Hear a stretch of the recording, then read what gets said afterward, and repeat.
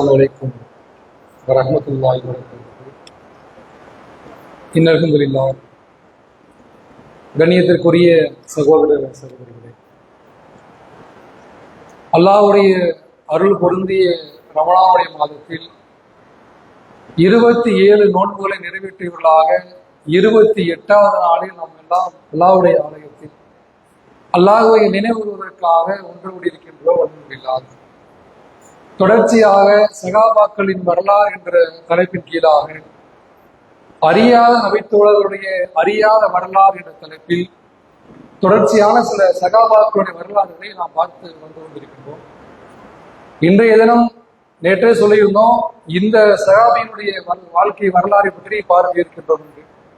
பார்த்துட்டு வந்திருந்தீங்களா? ஹுதைபியா உடன்படிக்கைய இவர் தான் துவங்கி வைப்பார். கடைசியாக ஃபைனல் இவர் தான். சுஹைல் பின் அம்ர் என்று சொல்லக்கூடிய ஒரு குறைஷியினுடைய தலைவராக இருந்த ஒரு மனிதர். பெரும்பாலும் இவருடைய வரலாறு நாம் எல்லாம் கேள்விப்பட்டிருக்கிற வாய்ப்பு ரொம்ப குறைவுதான். இவர் எப்படியான ஒரு மனிதர் என்றால், சுஹைல் பின் அம்ர் என்று சொல்லக்கூடிய ஒரு நபித்தோழர் ஆரம்ப காலத்துல இஸ்லாத்துக்கு எதிரான ஒரு குறைஷியினுடைய முக்கிய தலைவர் ஒருவராக இருந்தார். அபூஜகல் இருந்தாங்கல்ல, இதே அபூஜகல் அபூலகு மாதிரியாக முக்கியமான ஒரு தலைவராக வாழ்ந்ததுதான் சுஹைல் பின் அம்ர் என்று சொல்லக்கூடிய ஒருவர். அல்லாஹ்வுடைய தூதரவர்கள் மக்கா வாசிகள குறைஷிகள அபிசினியாவில முதல்ல சில மக்கள் தான் போயிருப்பாங்க. அபிசினியாவை ஹிஜ்ரத் பண்ணி சில இஸ்லாமிய சமுதாய மக்கள் போயிருப்பாங்க. அந்த நேரத்துல 2 பேர் ரசூல், அதாவது 2 பேரை அல்லாஹ்வுக்கு எதிராக குறைஷி அனுப்பி வைப்பாங்கல்ல. அந்த 2 பேர்ல யாரும் பேர் ஞாபகம் இருக்குதா?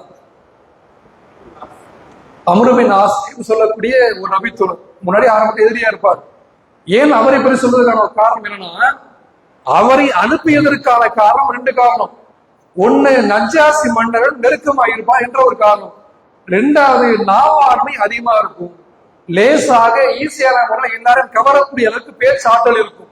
அதே மாதிரிதான் இந்த சுஹைல் பின் அம்ர் என்ற சொல்லக்கூடிய மனிதர் எப்படியானவன்னா, நாவாற்றல் அதிகமா இருக்கக்கூடிய ஒருவர். ஈஸியா எல்லா மக்கள் மத்தியிலே பேசக்கூடிய, அதை புரிய வைக்கக்கூடிய அளவுக்கு சிறப்பான ஒரு மனிதன் வாழ்ந்தவர் தான்.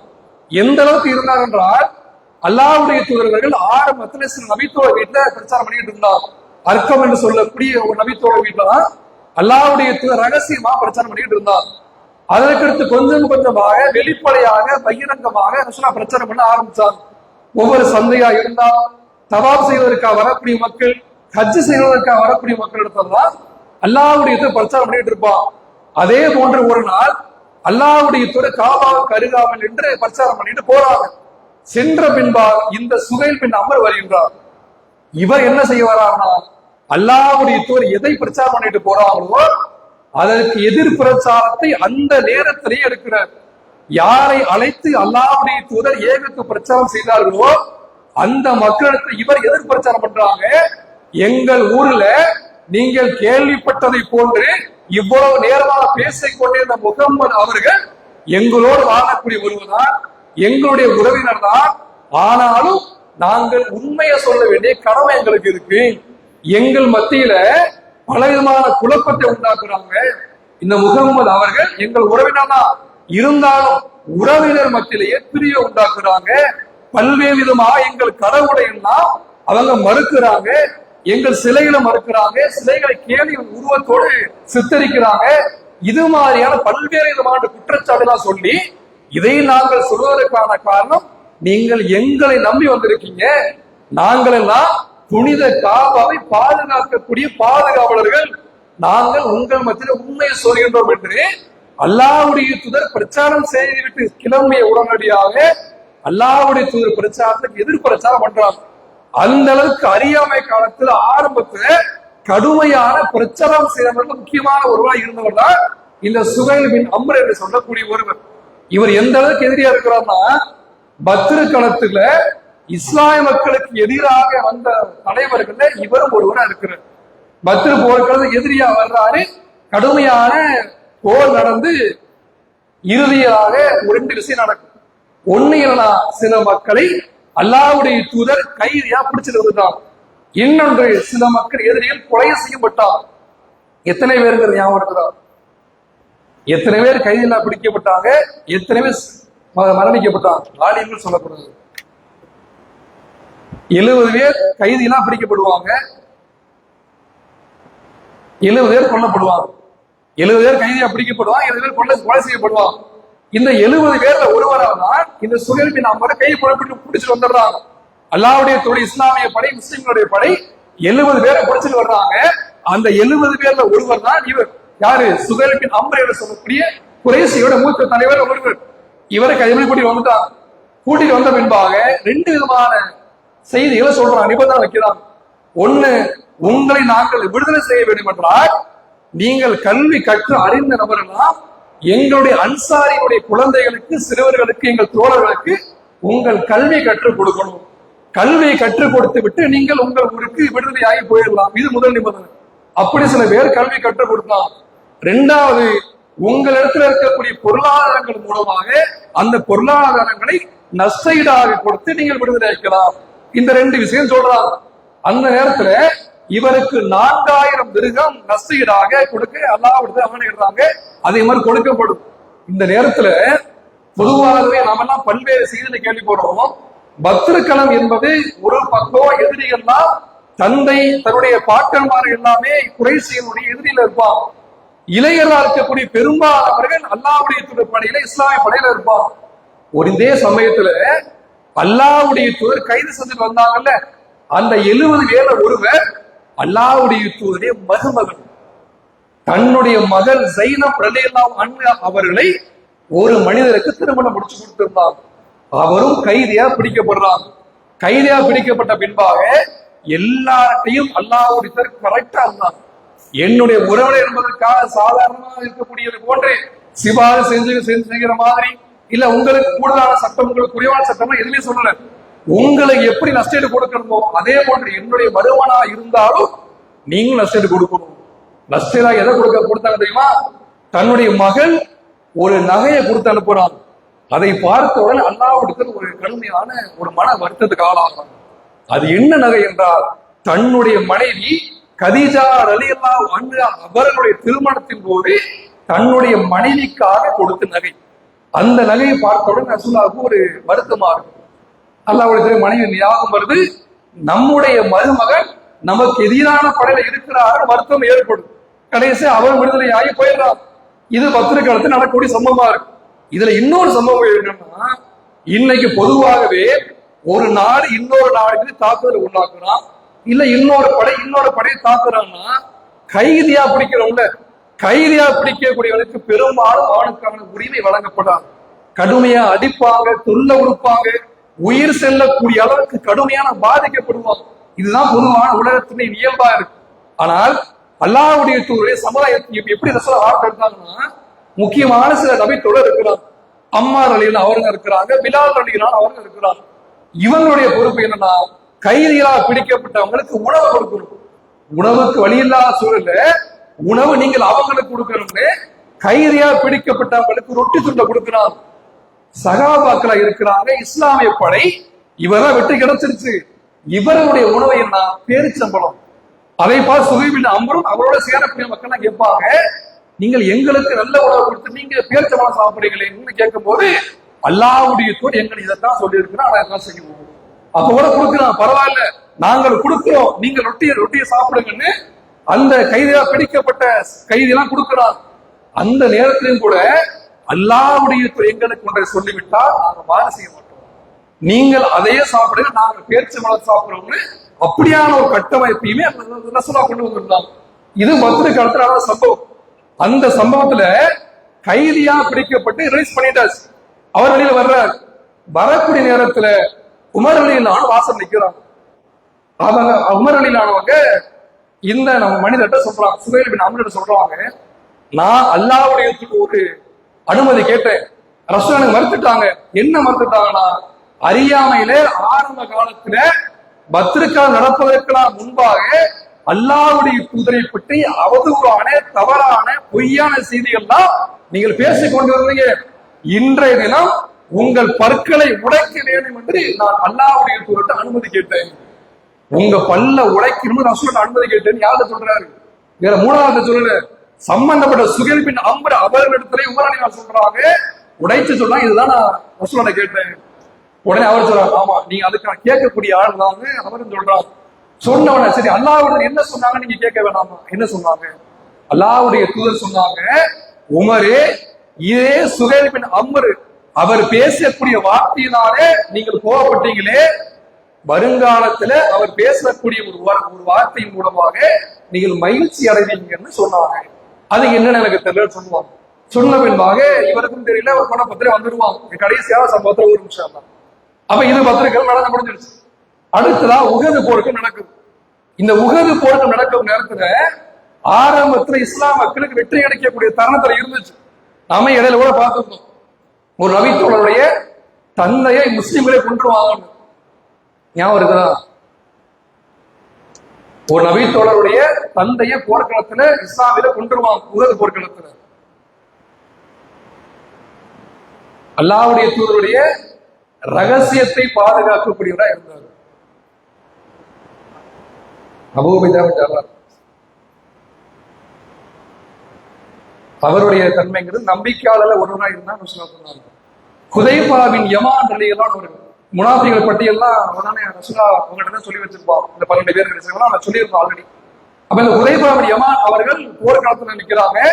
அவருடைய தந்தை யமான் அவர்களை இஸ்லாமிய சமுதாயமே கொலை செஞ்சவராங்க. இந்த அளவுக்கு கடுமையான ஒரு சூழல் யார் எதுனே தெரியாத அளவுக்கு ஒரு பாதிப்பும் அந்த இடத்துல உண்டானுச்சு.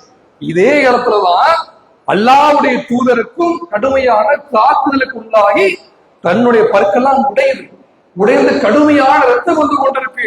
அந்த நேரத்துலதான் அல்லாஹ்வுடைய தூதரவர்கள் இந்த குறிப்பான 3 பேரை சொல்லி நேற்று பார்த்து வந்தீங்களா? 3 பேர். அந்த 3 பேர் அந்த ஹதீஸ் இன்னைக்கு பார்த்தோம்னா நாளைக்கு திரும்ப வைக்க அந்த 3 பேரை சொல்லி இந்த 3 பேருக்கு எதிராக பிரார்த்தனை பண்றாங்க. அல்லாஹ்வுடைய தூதரை தாக்கிவிட்டு சமுதாயம் எப்படி வெற்றி பெறும் என்று கேட்கணும். அல்ல கண்டிப்பா அதெல்லாம் அல்லாஹ்வுடைய உரிமையில இருக்கு, நீங்க தலையிட முடியாதுன்னு அந்த பிரச்சனை இருக்கு. நீண்ட செய்தி. இதற்கு பின்பாக இந்த போர்க்களத்துல யார் ஒன்று இருப்பார்னா சுஹைல் பின் அம்ர் இருப்பார். இதே போர்க்களத்துல இவரும் கலந்து கொள்வார், எதிர்ப்படையில இருப்பார். இப்படி ஒவ்வொரு இடத்துலையுமே அல்லாஹ்வுடைய எதிராக எல்லா இடத்துலையும் போர்ல கலந்து கொள்றவரா இருப்பார். இதற்கெல்லாம் பின்பாக என்ன சூழல் உண்டானா ஹுதைபியா உடன்படிக்கை என்ற உடன்படிக்கை வரலாறு முக்கியத்துவம் வாய்ந்த உடன்படிக்கை. அதுல முக்கியத்துவம் வாய்ந்த ஒருவர் இவர் தான். அல்லாஹ்வுடைய தூதர்களுடைய கனவுங்கிறது பொதுவா ரசூலுல்லாஹ் நம்மள மாதிரி கனவு கிடையாது. நமக்கு சில நேரம் நல்ல கனவு வரும், கெட்ட கனவு வரும், இது மாதிரி பல்வேறு விதமான விஷயங்கள். அல்லாஹ்வுடைய தூதர் வரக்கூடிய கனவு முழுவதுமாக நடக்கக்கூடிய ஒன்றா. அல்லாஹ்வுடைய தூதர் ஒரு நேரத்தை சொல்லுவாங்க, ஆயிஷா ரலியல்லாஹு அன்ஹா அவருடைய திருமணம் சம்பந்தமாகவே ஒரு முன்னாடியே ஒரு கனவு கண்டிருப்பான். அதனுடைய வெளிப்பாடுதான் அவர் திருமணம் முடிப்பான். அதே மாதிரி ரசூலுல்லாஹ் சொல்றாங்க, நானும் என்னுடைய தோழர்களும் உம்ரா செய்வதாக நான் கனவு கண்டேன். சகாபாக்கள் சொல்றாங்க. சொன்ன உடனே எல்லா சகாபாக்களும் ஆனந்தம்.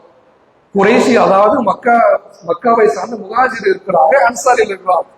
அன்சாரிகளை விட முகாஜிருக்கு அதிகமான ஆனந்தம். ஏன்னா சொந்த ஊருக்கு இத்தனை வருஷம் போகவே இல்லை. எந்த ஆண்டு உடன்படிக்கை நடந்தது? ஹிஜ்ரி 6 சொல்லியிருந்தோம். ஹிஜ்ரி 6ஆம் ஆண்டு தான் உடன்படிக்கை நடந்துச்சு.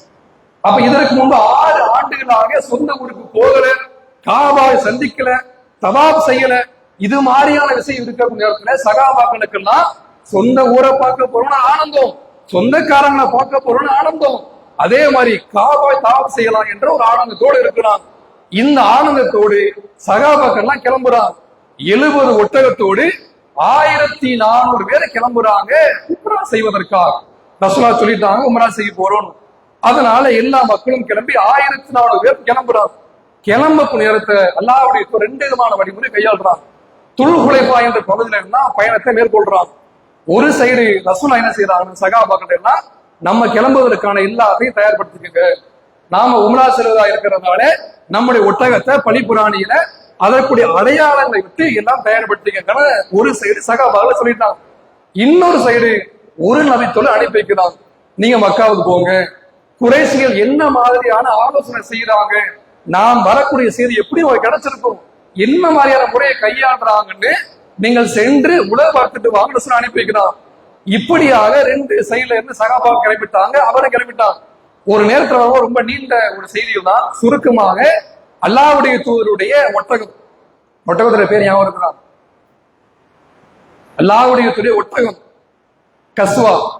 அந்த கஸ்வா ஒட்டகம் ஒரு இடத்துல வந்த உடனே அமர்ந்துருச்சு நகரல. சகாபாக்கெல்லாம் சொல்றாங்க, கஸ்வா முரண்டு பிடிக்குது, பயணத்தை மேற்கொள்ள முடியாம இருக்குன்னு சொன்னும் போது ரசூலா இலக்கு ரீதியா சொல்றாங்க, யானை படையை நிறுத்தி இறைவன் தடுத்த இறைவன் தான் நம்மளையும் தடுத்திருக்கிறான், கஸ்வா தடுத்திருக்கிறான் அப்படின்னு கொஞ்ச நேரம் இருக்கிறா. திரும்ப பயணத்தை மேற்கொண்டு கிளம்புறோம். கடைசியா ஹுதைபியா என்ற இடத்துக்குள்ள வந்தாச்சு. இடத்துக்குள்ள வந்த பின்பாக அல்லாஹ்வுடைய என்ன செய்யறாங்கன்னா, சகாபாக்கெல்லாம் தண்ணீரை தேடி ஒரு இடத்துக்குள்ள போடுவாங்க. தண்ணீர் இருக்கு, ஒரு சின்ன ஒரு ஏரி மாதிரி சின்ன ஒரு இடம் இருக்கு. அந்த இடத்துக்குள்ள சகாபாக்கெல்லாம் தண்ணீர் அந்த ஆரம்பிக்கிறாங்க. கடைசியா தண்ணி முடிஞ்சிருச்சு, தண்ணி காலியாயிருச்சு, யாருக்கும் சகாபாக்கள் தண்ணி இல்லை. அந்த இடத்துல ரசூல் என்ன பண்றாங்க, தன்னுடைய அம்பு கூட்டை இருந்து ஒரு அம்பு எடுத்து அந்த கேணிக்குள்ளாக ஒரு குத்துறாங்க. உடனே தண்ணி பீரிட்டு வருது, எல்லா சகாபாக்களும் குடிச்சிட்டு இருக்காங்க. இது ஒரு அற்புதமான சமயம் நடந்துச்சு. இதற்கு பின்பாக ரசூல் என்ன செய்யறாங்கன்னா, சகாபாக்கள் இடத்தை வெளியூருக்கு, அதாவது இன்னொரு நபியத்துல அனுப்பி வச்சிருப்பாங்கல்ல, அவர் என்ன செய்து கேட்டிருக்காங்கன்னு அவர் வெயிட் பண்ணிட்டு இருக்கா. அவர் வர்றார். வந்தவுடனே சொல்றாங்க, அல்லாஹ்வுடைய தூதர்களே, இது மாதிரி காலித் பின் வலீதுடைய தலைமையிலாக ஒரு படை நம்மை தாக்குவதற்காக வந்து கொண்டிருக்கிறாங்க, நம்மை அழிப்பதற்காக நமக்கு எதிராக படையோடு அந்த காலிதுடைய ஒரு படை வந்து கொண்டிருக்கிறாங்க என்று சொன்னால் வேறு பாதை வழியாக ஹுதைபியா வந்துருவாங்க. வந்த பின்பாக என்ன செய்வாங்கன்னா, நாம் வந்த நோக்கம் உங்களோடு போர் செய்வதற்காக கிடையாது, நாங்கள் வந்த நோக்கம் தவாப் செய்வதற்காக, உம்ரா செய்வதற்காக, வேறு எந்த காரணம் கிடையாதுன்னு குறைஷிகளுக்கு தெரியப்படுத்தணும், மக்காவாசிகளுக்கு தெரியப்படுத்தணும் சொல்லி அல்லாஹ்வுடைய தூதர் உமர் ரலியல்லாஹு கூப்பிடுறாங்க. உமரே நீங்க வாங்க, நீங்க போய் குறைஷிகளை சொல்லிட்டு வாங்கன்னு சொல்றாங்க. அப்ப உமர் ரலியல்லாஹு சொல்றாங்க, அல்லாஹ்வுடைய தூதரே நான் போகல, என்னை விட மதிப்பான ஒருவர் சென்றாதான் இன்னும் கூடுதலா இருக்கும், ஒரு கண்ணியமா இருக்குங்கிற மாதிரி ஒரு வார்த்தையை சொன்ன உடனே உஸ்மான் அவரை அனுப்பிங்கன்னு சொல்றாங்க. அதே மாதிரி உஸ்மான் ரலியல்லாஹு கிளம்புறாங்க. அவங்க மக்காக்குள்ள போயிட்டாங்க, குறைஷிகளை பார்க்க போயிட்டாங்க. இது மாதிரி நாங்கெல்லாம் முஸ்லிம்களா வாழக்கூடிய நாங்கெல்லாம் மக்காவுக்கு வர இருக்கிறோம். எதற்காக வர இருக்கிறோம்னா, நாங்கள் உம்ரா செய்வதற்காக, தவாப் செய்வதற்காக வர்றோம் என்று இது மாதிரி சொல்றாங்க. அப்ப குறைஷி என்ன செய்யறாங்கன்னா, எல்லாருக்கும் அனுமதி கொடுக்க முடியாது, நீங்கள் வந்துட்டீங்க, உஸ்மானாயி நீங்கள் வந்ததுனால நீங்கள் தவாப் செய்யுங்க, நீங்க உம்ரா செய்யுங்க, நீங்க மட்டும் தனியா போயிடலாம், எல்லா நபருக்கும் அனுமதி கொடுக்க முடியாது சொல்றாங்க. அப்ப உஸ்மான் ரலியல்லாஹு முடியாது, அல்லாஹ்வுடைய தூதர் செய்யாம சொல்லாம நான் எதையும் செய்ய மாட்டேன்னு சொல்றாங்க. அப்ப ஆலோசனை பண்ணிட்டே இருக்கிறான். குறைஷி என்ன ஆலோசனை பண்ணிட்டு இருக்கிறான், என்ன செய்யலாம், ஒரு ஆலோசனை வந்துட்டு இருக்கு. அந்த நேரத்துல முஸ்லிம் படைகளுக்குள்ளாக ஒரு வதந்தி கிளம்புது. உஸ்மான் அவர்கள் தாமதமாக வரல, அப்ப தூதராக சென்றவரை கொலை செஞ்சுட்டாங்க என்று வதந்தி கிளம்புது. உஸ்மான் அவர்களை கொலை செய்தார் என்று கேள்விப்பட்ட ஒரு வதந்தி வந்துச்சு. அது ரசூலுல்லாஹ் உண்மையை நம்பிட்டாங்க. என்னன்னு தெரியாதனால, வகைச்செய்தி வராதனால உண்மை என்று நம்பிக்கொண்டு சகாபாக்கிட்ட உடன்படிக்கை எடுக்கிறாங்க, ஒப்பந்தம் போடுறாங்க.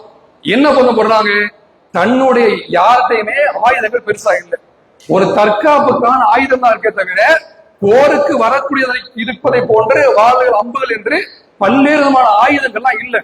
நிராயுதபாணிகள் பெரும்பாலும் வந்திருக்கிறார் உமரா செய்வதற்காக வந்திருக்கிறார். அப்ப இப்படி இருக்கக்கூடிய நேரத்துல உஸ்மான் கொலை செய்யப்பட்டார் என்றால் நம்முடைய உயிரை கொடுத்தாலும் எதிரிகளை இன்னைக்கு பதம் பார்க்கணும், எதிரி யாரை முற்றக்கூடாதுன்னு எல்லாரும் ஒப்பந்தம் போடுறாங்க. அது கூட சொல்லி காட்டும், மரத்தினடியில் ஒப்பந்தம் போட்டவங்களுக்கு அல்லாஹ் சொர்க்கத்தை காலாக்கிட்டா அந்த நரகம் கண்டிப்பாக தீண்டாங்கிற மாதிரி ஒரு செய்யணும் சொல்லிடுவோம். அப்ப இந்த நேரத்துக்கு பின்பாகதான் உஸ்மான வந்துருவாங்க. இது உஸ்மான் அவர்கள் கொலை செய்யப்பட்டாங்க செய்தி அவங்களுக்கு கிடைச்சிடும். அதனால நம்மளோட படையெடுத்து வர இருக்கிறாங்க செய்தி கொலை செய்ய வந்த உடனே உஸ்மான் அனுப்பிவிட்டு வந்துருவாங்க. வந்த பின்பாக அல்லாஹ்வுடைய தூதர் உஸ்மான் ரலியல்லாஹு அனுப்பியதை போன்று அங்க மக்கத்தை கொலை செய்யலாம் ஒவ்வொருத்தரும் அனுப்பி வைக்கலாம். ஒவ்வொருத்தரும் அவன் அனுப்பி இந்த ஒவ்வொரு நபரை என்ன செய்ய வர்றாங்கன்னா, உங்களை நாங்கள் இந்த நம்ம 2 பேருக்கு இடையில ஒரு ஒப்பந்தம் போடணும், சமாதான ஒப்பந்தம் போடணுங்கிற மாதிரி ஒரு கான்செப்ட்ல ஒவ்வொருத்தரும் அனுப்பி வைக்கலாம். முதல்ல புகையில் என்று சொல்லக்கூடிய ஒருத்தர் வர்றார். வந்த உடனே அல்லாஹ்வுடைய பாக்குறாங்க, ஒரு விதண்டாவனம் முடிச்ச மாதிரி அவனா செய்வாரு. வர்றார், வந்து அல்லாஹ்வுடைய பேசுறார். அல்லாஹ்வுடைய தூதர்களே, அதாவது முகமது அவர்களே, இந்த நேரத்துல நீங்கள் எங்களோடு படையெடுக்க வர வேண்டும் என்றாலும் பரவாயில்ல, சமாதானமாக இருந்தாலும் பரவாயில்ல பேசுறாரு. அப்ப ரசூலுல்லாஹ் சொல்றாங்க, நான் உங்களிடத்துல நீங்கள் என்ன கோரிக்கை வைத்தாலும் சரி, சமாதானத்துக்கு தான் வந்திருக்கிறோம், நாங்க உம்ரா செய்யணும் என்ற ஒரு விஷயம் சொல்றாங்க. சொல்லிட்டு கூடுதலா சொல்றாங்க, எங்களோட நீங்கள் சண்டைக்கு தான் வர வேண்டும் என்று ஆசைப்பட்டால் நாங்கள் அதற்கும் தயார், நாங்கள் சண்டையிடுவோம். எந்த அளவுக்கு என்றால் என்னுடைய உடலில் இருந்து என் தலை துண்டாகும் வரைக்கும் நான் கடுமையா சண்டை போடுவேன், யாரையும் விடமாட்டேங்கிற மாதிரி ஒரு கடுமையாக ஒரு வீரத்தோட பேசுறாரு. இதெல்லாம் பேசுறாரு. அவர் போயிடுறாரு. ரெண்டாவதா ஒருத்தர் வர்றார். அவர் என்ன செய்யறாரு? அல்லாஹ்விடத்தை பார்த்த உடனே, முகமது அவர்களே, நீங்கள் எங்களை தாக்குவதற்காக வந்திருக்கீங்க உதாரணம் வச்சுக்கிற மாதிரி இருந்தா நீங்கள் யாரும் சண்டையில போறீங்கன்னா உங்களுடைய மதீனாவாசிகள் மூலமாக, எஸ்ரி பாதைகள் மூலமாக மக்காவாசிகளை அழித்து உங்கள் உறவினர் எல்லாம் கொல்லப்பட்ட நிலையில உங்களுக்கு வெற்றி வேண்டுமா? இதையெல்லாம் மக்கள் எப்படி பேசுவாங்க அவங்களுக்கு தெரியாதா? அந்த அவ பெயர் உங்களுக்கு தேவையான வார்த்தை கேட்கிறார். ரெண்டாவது சொல்றாரு, ஒருவேளை நாங்கள் வெற்றி பெற்றால் இந்த மதீனாவாசி எல்லாரும் உங்களை விட்டு ஓடி போயிடுவாங்க, உங்களோட யார் இருக்க மாட்டான்னு சொல்லிடுவார். அப்ப உள்ள இருந்து அபூபக்கர் சத்தமான ஒரு தவறான வார்த்தை சொல்லி பயன்படுத்துவாங்க. இவர் யாருன்னு கேட்பார். உடனே கேட்கும் போது உள்ள இருந்து அபூபக்கர் சொன்னா அபூபக்கர். அப்ப அந்த நேரத்தில் அவர் சொல்லுவாரு, அபூபக்கரே, அறியாமை காலத்துல ஆரம்பத்துல நீங்கள் எங்களுக்கு உதவி செஞ்சிருக்கீங்க, நான் உங்களிடத்துல உதவி வாங்காமல் இருந்துன்னா பதில் சொல்லியிருப்பேன் அப்படின்னு அமைதியா கடந்துதான். இப்படியாக 2, 3, 4, 5 பேர் வந்துட்டு இருப்பான். கடைசியா கினானா குலத்தை சார்ந்த ஒருத்தர் வருவார். அவர் என்ன செய்வார்னா, உள்ள வரக்கூடிய நேரத்துல அல்லாஹ்வுடைய தூதவங்க இந்த கினானா குலத்தை சார்ந்த மக்களை எப்படியானவங்கன்னா, இவங்க உம்ராவுக்கு ஹஜ்ஜை செல்லக்கூடிய பணிப்புராணிகள்லாம் பாதுகாக்கக்கூடிய கண்ணியமானவர்கள் இந்த கூட்டம். அதனால நீங்கள் நம்முடைய ஒட்டகத்தை எல்லாம் மேய விடுங்க, அவர்கள் பார்க்கக்கூடிய விதமாக மேய விடுங்க, அவங்க பார்க்கட்டும், நம்ம இது மாதிரியாக கல்வியா உதவியவர்களாக நம்முடைய ஒட்டகத்தை மேய விடுங்க. அதே மாதிரி கூட்டம் வர்றாங்க, அதை பார்க்கிறாங்க. பார்த்த உடனே அவர் என்ன விளங்குது, இந்த கூட்டம் இஸ்லாமிய கூட்டம் நம்மோடு போர் செய்வதற்கு வரல, நம்மோடு போர் செய்வதற்கு வராம உண்மையாகவே தவாப் செய்வதற்காக உம்ரா செய்வதற்காக வந்திருக்கிறாங்கன்னு புரிஞ்சுக்கிறான். இந்த எல்லா செய்தியும் கொண்டு போய் குறைசியில சொல்றான். வரக்கூடிய ஒவ்வொருத்தரா போய் இது மாதிரி அவங்க நம்மோட சண்டைக்கு வரல, நம்மோட சண்டைக்கு வராம முழுவதுமாக அவங்க தவாப் செய்வதற்காக உம்ரா செய்வதற்காக வந்திருக்கான்னு சொல்லுவாங்க. இதெல்லாம் முடிந்த பின்பாதான் கடைசியா யார் வருவாங்க, இந்த சுஹைல் பின் அம்ர் வருவார். இவர் வந்ததுக்கு பின்பாக ஒப்பந்தமே போடுவாங்க. ஒப்பந்தம் போடக்கூடிய நேரத்தில் முக்கியமான சில விளைவுகள் ஏற்படும். அல்லாஹ்வுடைய தூதருக்கு எதை சொன்னால் கேட்கக்கூடிய சமுதாயம் அன்றைக்கு மாறு செய்யக்கூடிய அளவுக்கு, கேள்வி கேட்கக்கூடிய அளவுக்கு கடுமையான மன உளைச்சலுக்கு மன மாறுதலுக்கு உள்ளாகும். அது போன்ற செய்திகளாம் நாளை நம்ம பார்க்க இருக்கிறோம். அந்த நேரத்துல இந்த சுஹைல் பின் அம்ர் என்று சொல்லக்கூடிய மனிதர் இருந்தாருன்னு, இவதான் கடைசி எல்லா போதும் ஓடுவார். இவருடைய மகன் ஒருத்தர் வந்திருப்பார். இவருடைய மகன் அந்த நேரத்தில் ஒப்பந்தம் போடும்போது வருவார். எப்படியான தோற்றத்தில் வருவார்னா, இவருடைய கையிலையும் காலையும் விலங்குகள் மாட்டப்பட்டவர் வருவார். ஓ முஸ்லீம்களையும் சொல்லி ஒரு உரையில நிகழ்த்துவார். அது சம்பவம் செய்த நாளை பார்க்க இருக்கிறோம். புகாரினுடைய 2711 இருந்து 2715 இந்த 5 ஹதீஸுக்குள்ளாக அந்த ஹுதைபியா உடன்படிக்கை சம்பந்தமான முழுமையான செய்திகளும், வரக்கூடிய நபர் சுஹைல் பின் அம்ர் அவருடைய மகன் யார் என்ற செய்தியும் இன்ஷா அல்லாஹ் பார்த்துட்டு வாங்க. நாளை தினம் இதனுடைய முழு செய்தியும் பார்த்துக்குவோம். வாஹிர் தவானா அல்ஹம்துலில்லாஹி ரப்பில் ஆலமீன். அஸ்ஸலாமு அலைக்கும் வரஹ்மத்துல்லாஹி.